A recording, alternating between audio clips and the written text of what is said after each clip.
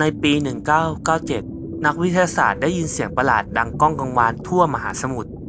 เสียงนี้ถูกบันทึกโดยไมโครโฟนใต้น้ำของ NOAA ดังจนได้ยินไกลกว่า 5,000 กิโลเมตรเลย